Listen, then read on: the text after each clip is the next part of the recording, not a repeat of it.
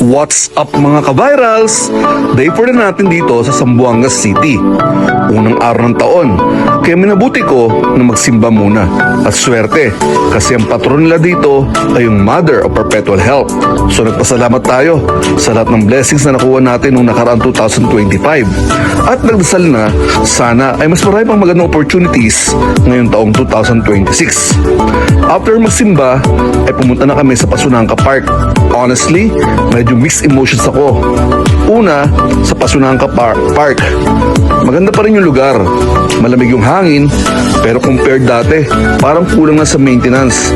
May areas na hindi na ganun kaayos, so medyo nakaka-disappoint.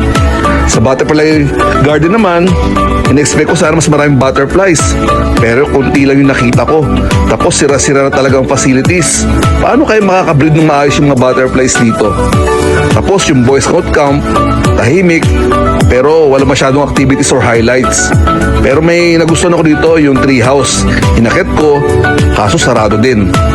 After Pasunangka, ay dumiretso ako sa market para bumili. Pero honestly, wala masyadong choices at parang di na ganun ka-lively at madumi ang paligid. Hindi siya yung inaasahan ko. Sayang, kasi maganda yung potential ng mga lugar na ito.